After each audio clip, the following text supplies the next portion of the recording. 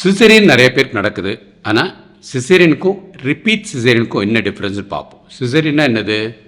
குழந்தை வெளியில் வர முடியல, இல்லை உட்காந்துருக்கு, இது மாதிரி ஏதோ ஒரு காரணத்தினால சிசேரியன் பண்ணுறாங்க இல்லையா? மொதல் சிசேரியனில் வயிறு இங்கே இருக்குன்னா கரெக்டாக இந்த இடத்துல நீங்கள் பேண்டீஸ் போடுவீங்களா, அந்த கட் பண்ணுவாங்க. அது உள்ளே க்ளீனாக இருக்கும். ஸோ 1 2 3 4 5 அப்புறம் உள்ளேருந்து எப்படி எடுத்து குழந்தை எடுத்து கொடுத்துட்டு அப்புறம் 5ஐயும் ஒவ்வொன்றா மெதுவாக தையல் போடுவாங்க. க்ளீனாக ரோடில் போட்டுருந்தாங்கன்னு வச்சுக்கோங்க, அந்த ரோட்டில் வண்டி ஓட்டுற மாதிரி. ரெண்டாவது சிசேரியன் ரிப்பீட் சிசேரியன், ஏற்கனவே போட்ட ரோட்டில் அங்கங்கே குண்டும் குழியெல்லாம் இருக்கும் இல்லையா, அது மாதிரி கொஞ்சம் காயம் இருக்கும். ஸோ அப்போ தோல் மாத்திரம்தான் அந்த முந்தின காயத்தில் உள்ளே போவாங்க. அதுக்குள்ளே ஒவ்வொரு லேயருமே கொஞ்சம் கொஞ்சம் கொஞ்சம் கொஞ்சம் டிசெக்ட் பண்ணி எடுக்கணும். டிசெக்ட் பண்ணினா என்னது? முன்னாடி இருந்த காயத்தை லைட்டாக இது பண்ணி அதில் வேறு உள்ளுக்குள்ளார வேறு இன்னும் இல்லையான்னு பார்த்து இது பண்ணணும். ஏன்னா இந்த இடத்துல யூரின் பை இருக்குது, யூரின் பை டேமேஜ் ஆக வாய்ப்பு இருக்கும். இந்த இடத்துல குடல் இருக்குது, குடல் இதோட கர்ப்பப்பையோட ஒட்டிகிட்டு இருக்க வாய்ப்பு இருக்கும். அது இல்லாமல் கொழுப்பு கிரேட்டர் ஒமெண்டம் சொல்லுவோம், அது இங்கே எங்கேயாவது ஒட்டிக்கிட்டு இருக்க வாய்ப்பு இருக்கும். இந்த மாதிரி உள்ள இதில் கொஞ்சம் கஷ்டப்பட்டு மெதுவாக பார்த்து தான் ஆப்ரேட் பண்ணுவாங்க. ஸோ ரெண்டாவது சிசேரியன் எப்பயுமே ஃபஸ்ட்டு சிசேரியனோட கொஞ்சம் காம்ப்ளிகேஷன் ஜாஸ்தி. மூணாவது சிசேரியன் அதை விட அதிகமாக இருக்கும். ஒரு தடவை பண்ணி புண்ணு ஆறி இருக்கும், அந்த புண்ணு மேலே ஆறின புண்ணு மேலே இன்னொரு தடவை பண்ணுவாங்க, அது புண்ணு ஆறி இருக்கும். ஸோ 2 புண்ணு ஆறுனதில் பண்ணும்போது அதில் இன்னும் கொஞ்சம் காம்ப்ளிகேஷன் ஜாஸ்தி தான் இருக்கும். ஆனால் 2 குழந்தையோட தான் நிறுத்தணுமா அப்படின்னு சொல்லி 3 4 5 கூட பெற்றுக்கலாம். சம்டைம்ஸ் நஞ்சு மாத்திரம் எதோட ஒட்டாமல் பார்த்துப்பாங்க, அதுக்கு எம்ஆர்ஐ ஸ்டடீஸ் எடுப்பாங்க. ஸோ முடிஞ்சளவு சிசேரியன் பண்ணாமல் இருக்கிறது தான் நல்லது. ஸோ ஃபஸ்ட்டு சிசேரியன் அப்போ ஈஸியாக நடந்துருச்சுன்னு நினைக்காதீங்க. அது செகண்ட் சிசேரியன் மூணாவது சிசேரியனுக்கும் உள்ள குட்டி பிரச்சனை இருக்க வாய்ப்பு இருக்கும். இதில் குடும்ப கட்டுப்பாடு ஆப்ரேஷன் பண்ணியிருந்தான்னு வச்சுக்கோங்க, அப்போ கர்ப்பப்பை இந்த இடத்துல இருக்கும். அப்போ அது இங்கே வயிற்றில் ஒட்டிக்கிட்டு இருக்கும். அப்போ கர்ப்பப்பை சுருங்கும் போதும் கொஞ்சம் இங்கே அங்கே அது ஒட்டிக்கிட்டு இருக்குன்னு வச்சுக்கோங்க, உடலுறு பண்ணும்போது வலி இருக்கும், அந்த அடிஷன்ஸ்னு சொல்லுவோம். அதனால் இதெல்லாம் தெரிஞ்சுக்கிறது கொஞ்சம் நல்லது. அதனால் உங்களுக்கு முயற்சி எடுத்து சுகப்பிரசவம் ஆகிறதுக்கு நீங்களும் முன்னுக்கு வருவீங்க, மருத்துவர்களும் அதுக்குள்ளே ரிஸ்கையும் எடுத்து உங்களுக்கு சுகப்பிரசவம் ஆக்கிறது தான் கரெக்டுன்னு பண்ணுவாங்க. மொதல் சிசேரியனுக்கும் செகண்ட் சிசேரியனுக்குள்ள டிஃப்ரென்ஸ் உங்களுக்கு தெரிஞ்சிருச்சு. மொதல் சிசேரியனுக்கு எப்போ எந்திரிச்சு நடக்கலாம் அப்படின்னு பார்த்தீங்கன்னா, அந்த காலில் மரத்து போகும், இப்போ போட ஊசி போட்டுப்போம், அது 8 மணி நேரம் ஆகும். அந்த 8 மணி நேரத்தில் கால் நல்லபடியாக ஆகிடும். 8 மணி நேரத்துக்கு அப்புறமே நீங்கள் எந்திரிச்சு டாய்லெட் போனீங்கன்னா அது நல்லது. ஆனால் வலி இருக்குது அப்படின்னு நிறைய கர்ப்பிணிகள் ஒரு நாள் எந்திரிக்கவே மாட்டாங்க, படுத்த படுக்கையாக இருப்பாங்க.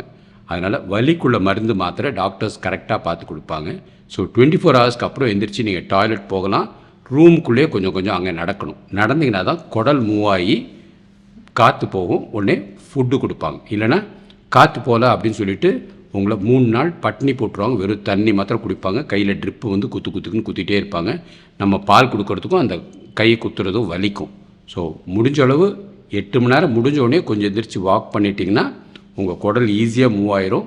ஈஸியாக மூவ் ஆகிடுச்சுன்னா உடனே உங்களுக்கு ஃபுட்டு ஸ்டார்ட் பண்ணிடுவாங்க. ஃபுட்டு ஸ்டார்ட் பண்ணிட்டீங்கன்னு வச்சுக்கோங்க, இந்த கையில் இருக்கிற இந்த இதெல்லாம் பால் கொடுக்குறது டிஸ்டர்பன்ஸாக இருக்காது. இதே செகண்ட் சிசேரியன் இருக்குன்னு வச்சுக்கோங்க, ஏற்கனவே 2 ஆப்ரேஷன் பண்ணியிருக்கனால குடல் ஏதாவது ஒரு டச் பண்ணிட்டாங்க, இல்லை பிளாடரில் ஏதாவது ஒரு இது இருக்குது, அதெல்லாம் ரேர் தான். பட் இருந்தால் தெரிஞ்சுக்கிறது அது இருந்துச்சுன்னா அதுக்காக ஒரு 1 2 தாமதம் ஆகும் ரெக்கவரி. பட் ஸ்டில் 8 ஹவர்ஸ்க்கு அப்புறம் நீங்கள் எந்திரிச்சு உங்களால் ரூமுக்குள்ளே நடக்க முடியும், 24 ஹவர்ஸ்க்குள்ளே டாய்லெட் போக முடியும், பாப்பாவை தூக்கி ஃபீட் பண்ண முடியும், அந்த வேலைகள்லாம் செய்யலாம். ஆனால் வலிக்குள்ளே மாத்திரை கட்டாயம் போடணும். வலிக்குள்ளே மாத்திரை போடலைன்னு வச்சுக்கோங்க, அந்த வலி வரும் இருக்குங்கிற சிந்தனையிலேயே உங்களுக்கு போஸ்ட் நேட்டல் டிப்ரெஷன் வர வாய்ப்புகள் இருக்கும். பின்னாடியும் ரெக்கவரியும் ரொம்ப டிஃபிகல்ட்டாக இருக்கும். ஸோ மொதல் 5 நாளைக்கு கட்டாயம் வலி மாத்திரை தேவை. அந்த வலி இல்லாமல் புண்ணு ஆறிடுச்சுன்னு வச்சுக்கோங்க, நீங்கள் கொஞ்சம் ஈஸியாக ரெக்கவர் ஆகிடுவீங்க. வெயிட் அதிகம் போட மாட்டீங்க, இல்லைனா வெயிட் அதிகம் போட்டுருவீங்க. 3வது சிசேரியன் பண்ணியிருக்குன்னு வச்சுக்கோங்க, அதுக்குள்ள காம்ப்ளிகேஷன் இன்னும் ஜாஸ்தி. அது மாதிரி சமயத்தில் சம்டைம்ஸ் காலில் ரத்த கட்டு டிவிடின்னு சொல்லுவாங்க, அது வர வாய்ப்பு இருக்கும். ஸோ அதுக்காக உள்ள ப்ரொஃபலாக்சிஸ் இன்ஜெக்ஷன் போடுவாங்க. டெய்லி ஒரு டோஸ் போடுவாங்க, நீங்கள் எந்திரிச்சு நடக்கிற வரைக்கும். இல்லைனா ஒரு 18 நாளைக்கு தொடர்ந்து அடுத்தடுத்த நாள் ஒவ்வொரு நாள் போட சொல்லுவாங்க. அது மெயினாக ஒரு 70 கிலோக்கு மேலே வெயிட் இருக்கவங்களுக்கு கட்டாயம் போடணும். இல்லை குடும்பத்தில் யாருக்காவது இந்த இரத்தக்கட்டு பிரச்சனை இருக்கிறவங்களுக்கு டிவிடின்னு சொல்லுவோம், அவங்களுக்கு கட்டாயம் இது போடுவாங்க.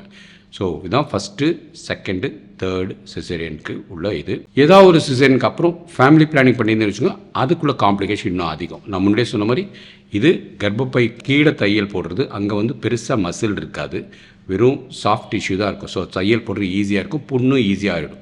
பட் அதே இது டியூப்பில் இருக்கும்போது அந்த கர்ப்பப்பை வந்து சுருங்காமல் மேலே பண்ணும்போது அந்த கர்ப்பப்பை வந்து சாதாரணமாக ஒரு குட்டியாக மெலீஸாக இருக்கும்.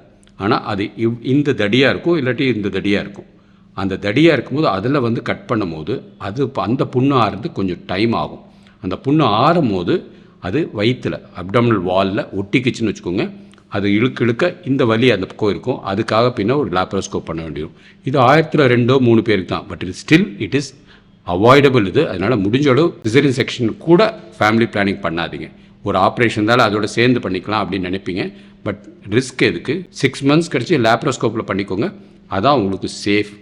எக்ஸ்ட்ரா ஒரு நாள் சர்ஜரிக்காக போகணும். பட் ஸ்டில் உங்களுக்கு இந்த காம்ப்ளிகேஷன் இருக்காது. இந்த வயிற்றுலேருந்து இங்கேருந்து அடிஷன்ஸ் இருக்கிறது, இப்படி நடந்தால் கொஞ்சம் வலிக்கும், இப்படி படுத்தா வலிக்கும், இல்லை உடலுறு மேலே ஒரு இன்ட்ரெஸ்ட் இல்லாமல் ஹஸ்பண்ட் பாவம் அவர் சிகரெட் குடிக்காருப்பார், இல்லாட்டி அவர் ஆல்கோஹால் குடிக்காருப்பார், இல்லாட்டி கோவம் அவருக்கு நிறையா வரும். இந்த மாதிரி பிரச்சனைகள்லாம் குடும்பத்தில் வரும். ஸோ சிசேரியனால் உள்ள காம்ப்ளிகேஷன்ஸ் இதெல்லாம் தெரிஞ்சுக்கணும். இது இல்லாமல் இன்னொரு வீடியோவில் நார்மல் டெலிவரி காம்ப்ளிகேஷன்ஸ் என்னென்ன, சிசேரியன் செக்ஷன் காம்ப்ளிகேஷன்ஸ் என்னென்னு தெளிவாக போடுறோம். அதையும் பாருங்கள். முடிஞ்சோட இதை வந்து உங்கள் ஃப்ரெண்ட்ஸுக்கு ஷேர் பண்ணிக்கோங்க. இதில் டவுட்ஸ் இருக்கவங்க கீழே கமெண்ட் செக்ஷனில் போடுங்க. உங்கள் டவுட்ஸ் எல்லாத்தையும் கிளியர் பண்ணுறேன். So caesarean section it become a common surgery. Repeat caesarean அதுவும் காமன் ஆகிட்டு வருது. இது மூணையும் உங்களுக்கு தெரிஞ்சுக்கிட்டிங்கன்னா இன்கேஸ் பெயின் எதுன்னு இருந்துச்சுன்னு வச்சுக்கோங்க, கரெக்டான டயத்தில் டாக்டரையோ நர்ஸையோ கேட்டு ஒப்பீனியன் வாங்கிட்டு அதுக்குள்ளே ட்ரீட்மெண்ட் நீங்களே எடுத்துப்பீங்க. இப்போ என்ன வலி மாத்திரை சாப்பிட்லாம் அப்படிங்கிறது கேட்பீங்க. மோஸ்ட்லி ஃபஸ்ட்டு 2 டேஸ்க்கு வந்து ஓபிஹெச்னு சொல்லுவாங்க. மார்ஃபின், பெத்தடின், இல்லை போர்ட்வின் இந்த மாதிரி டாக்டர்ஸே போட்டுருவாங்க ஒரு 24 வாரத்துக்கு. அதுக்கப்புறம் வந்து நீங்கள் உணவு சாப்பிட ஆரம்பிச்சிங்கன்னா இந்த டைக்ளோஃபெனாக் குரூப் ஆஃப் மாத்திரை சேர்த்து அதோட பேரஸ்டமாலும் கொடுப்பாங்க, இல்லை ட்ரெமடால்னு ஒரு இது கொடுப்பாங்க. நீங்கள் வந்து அந்த பேரை வச்சு உங்களுக்கு ஞாபகம் வச்சுக்கணும். பட் ஜென்ரலாக இதெல்லாம் உங்களுக்கு ஆப்ஷன் இருக்குங்கிறதுக்காக சொல்கிறேன். 2வது நாளுக்கு அப்புறம் எல்லா மாதிரியும் ஸ்டாப் பண்ணிட்டு பேரஸ்டமால் மாத்திரை காலையில் 2, மத்தியானம் 2, நைட் 2 ரெகுலராக ஒரு 5 நாளைக்கு சாப்பிட்டுக்கிட்டே இருங்க. எந்த பெயினும் இருக்காது. ஆனால் பெயின் வந்த பிறகு மாத்திரை சாப்பிட்டீங்கன்னு வச்சுக்கோங்க, கட்டாயம் பெயின் இருக்கும். ஸோ காலையில் வலி இல்லைனாலும் ஒரு 2 பேரஸ்டமால் வெறும் வயிற்றுலேயே சாப்பிட்லாம். மத்தியானம் 2, ராத்திரி 2. 650 கிடையாதுங்க, 500 mg டேப்லெட்டு 2 மாத்திரை சாப்பிட்டீங்கன்னு வச்சுக்கோங்க. கர்ப்பப்பை சுருங்குறனால உள்ள பெயினும் போயிடும், பால் கொடுக்குறனால உள்ள பெயினும் இருக்கும், அதுவும் போயிடும். இந்த சிசேரியன் ஆப்ரேஷன் இல்லை நார்மல் டெலிவரி கீழே இருக்கிற அந்த பெயின் எல்லாமே போயிடும். அதனால் வலிக்குள்ள மருந்து மாத்திரை வேண்டான்னு சொல்லிடாதீங்க. அது இருந்தால் தான் உங்களுக்கு ரெக்கவரி ஏர்லியாக இருக்கும். முடிஞ்சளவு மாத்திரையை வந்து பேரஸ்டமால் தவிர பாக்கி இருக்க மாத்திரைகள்லாம் வெறும் வயிற்றில் சாப்பிடக்கூடாது. டாக்டர்ஸ் எப்படி சாப்பிட சொல்கிறாங்களோ அதை அப்படியே ஃபாலோ பண்ணுங்கள். ஹாப்பி தீபாவளி.